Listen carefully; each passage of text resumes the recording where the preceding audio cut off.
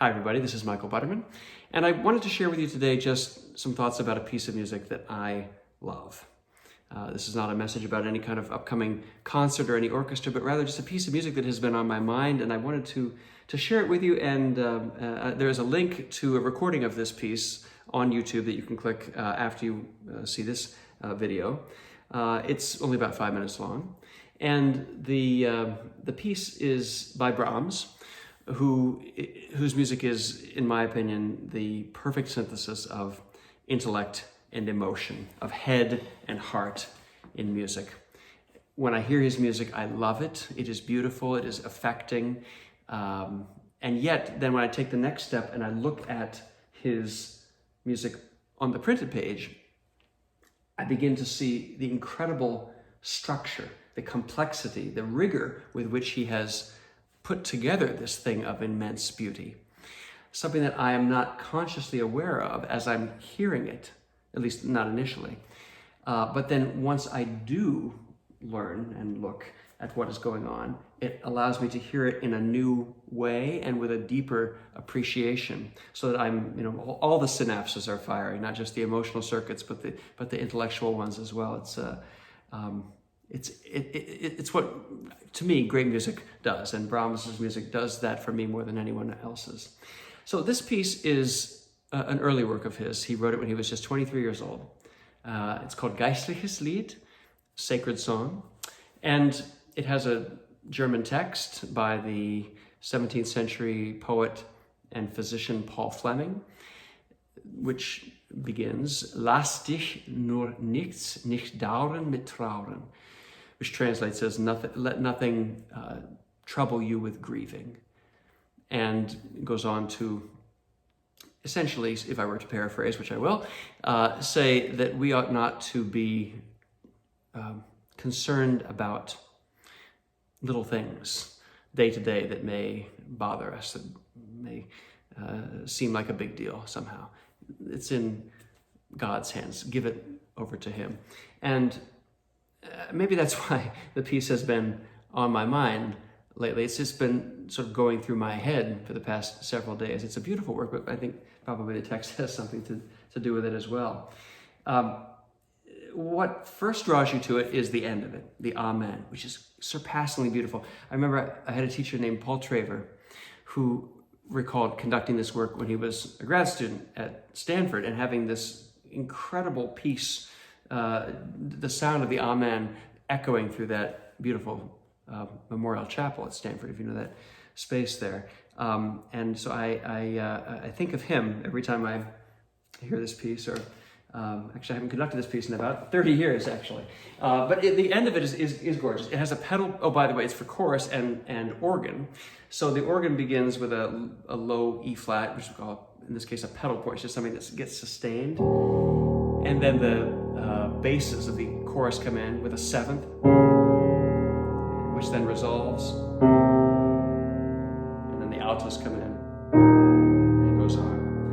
It reminds me a little bit of the beginning of the Requiem, if you know that. Again, with that seventh, it begins with the cellos and the basses in F this time. Then here's the seventh. It goes on.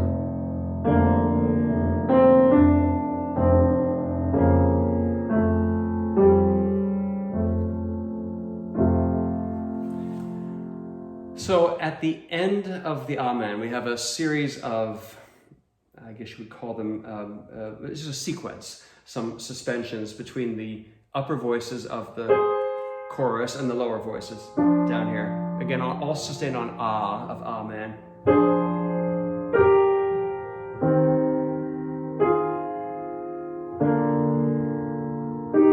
Then he goes to this chord. Instead of finishing it right there, he gives us this, which really leads us somewhere else. It leads us, that's an E flat 7 chord, which leads us to A flat.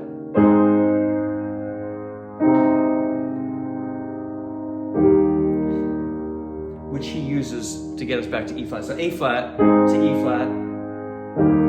So we call it plagal cadence, or the Amen cadence in music. Every hymn that you might sing in church can usually end with an Amen. 4 1. You're using scale degrees. So that's the end of the piece. The beginning of the piece, however, is a double canon at the interval of a ninth.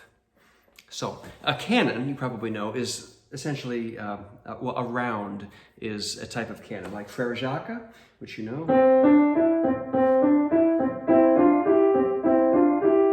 So that is an example of a canon, a strict canon at the unison. In other words, the first voice begins on C, and the next voice, when it comes in later, also starts on that same pitch. But you can have imitation in a canon that happens at other interval distances, any interval distance for that matter. Brahms chose a ninth. Now a ninth sounds like this. It's just one step larger than an octave. That's an octave. That's a ninth. It's not a constant. It doesn't sound nice, perhaps, to our ears when it's sounded that way. And it is, as you can perhaps imagine, slightly challenging to write a canon that sounds pleasant. If you were to take Frère Jacques and imitate the first voice at the interval of a ninth, you would get this.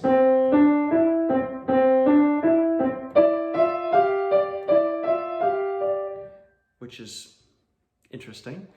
So you can imagine how hard it is to create something that sounds good at that distance. Well, Brahms did that not only once, but he did it simultaneously with another pair of voices. So in this piece, the sopranos and the tenors are engaged in a canon at the interval of a ninth. Simultaneously, the altos and the basses are engaged in a canon of their own, also at the interval of a ninth, but with a different subject, basically. So the sopranos and tenors sing. Sopranos do it there, the tenors come in a ninth lower. And the idea that the altos sing, which is different, is this. It has that octave drop in it, and the basses echo that a ninth lower.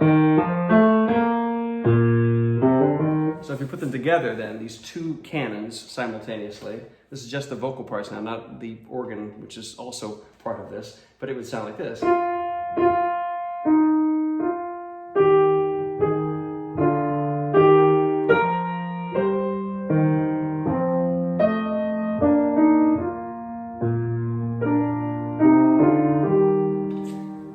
Goes on from there, of course.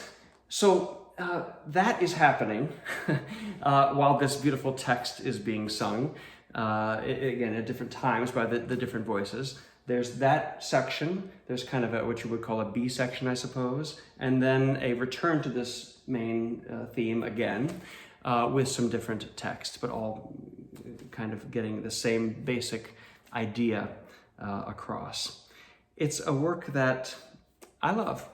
And I hope you will too. So check it out. By the way, what you're going to hear in this recording is a version that John Eliot Gardner, the conductor, created for strings and chorus. He took the organ part that Brahms wrote and orchestrated it for a string orchestra. I think it's a really beautiful way to kind of get that sense of the real sort of human voice quality that string orchestras have, combined with the actual human voices of the SATB choir. It's a beautiful version, I think. Lass dich nur nichts nicht dauern, the Geistliches Lied of Brahms. I hope you enjoy it.